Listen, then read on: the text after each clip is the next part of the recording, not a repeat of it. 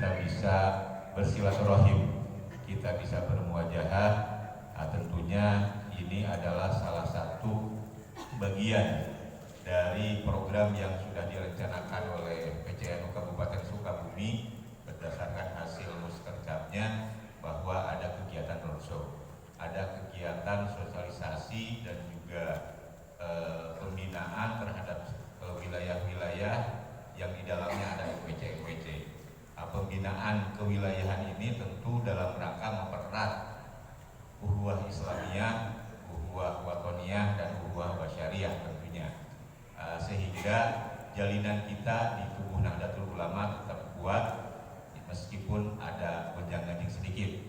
Nah, itu pertanda bahwa organisasi kita itu memang organisasi yang cukup seksi gitu ya, dan penuh dinamis. Salah satu dinamika organisasi pertanda bahwa organisasi itu maju. Karena kalau organisasinya tidak maju, ya ada mayem yang malah kisruh gitu. Yang orang tiasa ngalat barokah tina segala kegiatan, tentu ini dalam rangka kebangkitan Nahdlatul Ulama. Atang tosna dina dangan ieu pribados panginten menekankan ke seluruh MWC di wilayah 6. Kalau tidak salah Pak Teh Nasir, belum ada yang PDP KPNU ya di Kecamatan Pajampangan ya, baru Cimanggu ya, yang lainnya belum. Ya, diharapkan ini sesegera mungkin untuk melaksanakan PDP KPNU setiap MWC-nya, karena di setiap nomenklaturnya itu menjadi bagian kewajiban setiap MWC. Karena apa? Karena di PDP KPNU itu banyak hal yang bisa diambil hikmahnya, diambil ilmunya, dan juga mudah-mudahan menjadi ya, motor penggerak di setiap wilayahnya masing-masing. Alhamdulillah pada kesempatan kali ini sekarang juga sedang melaksanakan PDP KPNU di wilayah Kecamatan Cibadak, MWC Kecamatan Cibadak.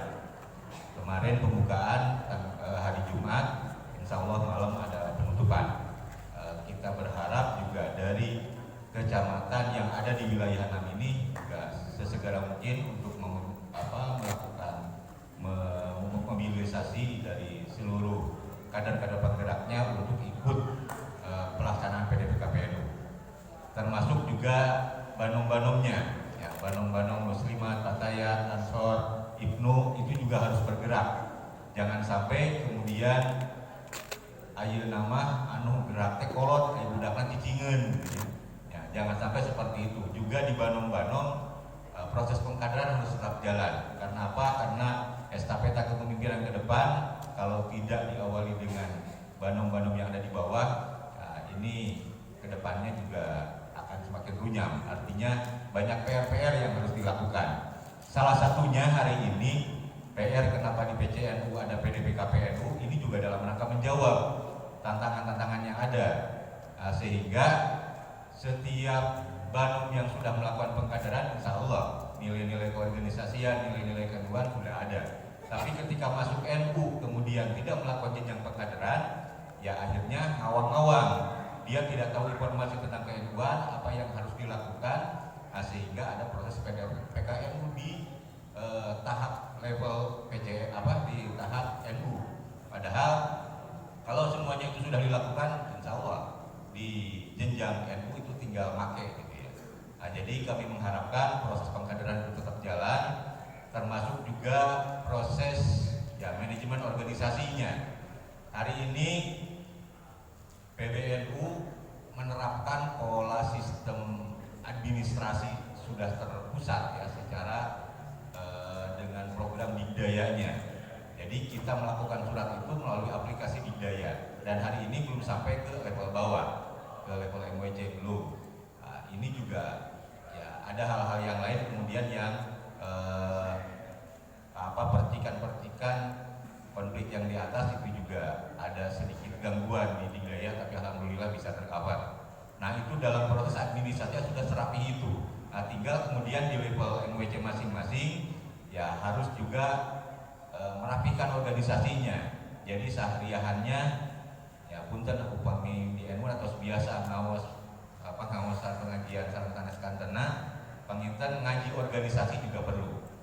coba dibuka dan dibahas tentang administrasi ke-NU-an, perpumnya ditelaah, ADART-nya dibaca, disosialisasikan dan dipahami, sehingga fondasi untuk berkhidmah di Nahdlatul Ulama ketika aturan dan norma itu sudah kita pahami, insya Allah kita bisa tetap tegak. Tapi ketika aturan, norma-norma yang ada di ADART itu tidak kita pahami, ya akhirnya ngawang-ngawang dan ya terombang-ambing. Nah, oleh karena itu syariahan yang kerap kali dilakukan oleh MWC, ranting dan lain sebagainya juga harus membahas tentang itu semua, termasuk juga pola-pola manajemen organisasi, pola-pola bagaimana merancang program-program yang ada di setiap wilayah, yang tentunya itu harus juga berimbas kepada kemajuan organisasi dan masyarakat, di mana yang notabene bahwa NU ada di masyarakat, sehingga ya masyarakat yang kemudian juga harus dikembangkan. Bagaimana untuk membangun pola itu, ya tidak ada salahnya kita juga kerjasama dengan pihak Umaro. Kalau di kecamatan tidak ada anggaran, mungkin di desa, tapi atas kewenangan Pak Camat mungkin bisa juga ke setiap desa untuk kemudian memposkan organisasi keagamaan di setiap ranting itu kemudian bisa ya minimal disupport, atau juga ada kegiatan-kegiatan keagamaan yang bisa di backup dan dilakukan oleh Nahdlatul Ulama.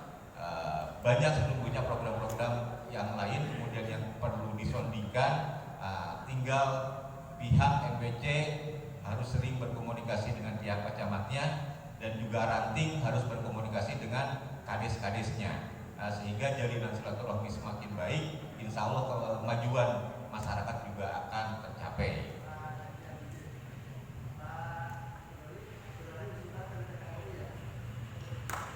Alhamdulillah sudah ada ultimat mendukung di pihak Umaro ya.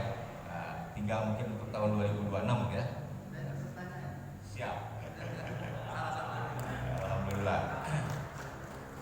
Oke, mudah-mudahan juga bisa menular untuk kecamatan-kecamatan yang lain, sehingga ya proses pengkaderan itu menjadi bagian yang tidak terpisahkan untuk menanamkan jiwa berkhidmah di Nahdlatul Ulama.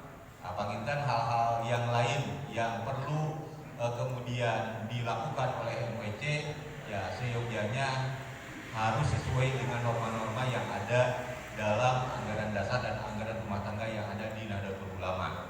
Tentunya proses pengkaderan yang tadi dan juga mengayomi banom-banom, mengayomi kegiatan-kegiatan yang lain itu menjadi bagian yang tidak terpisahkan dalam kerangka kita berkhidmah di Nahdlatul Ulama. Panginten eta anu kapihatur ulah kira-kira kapunten milih aya carisan kebados anu kirang pas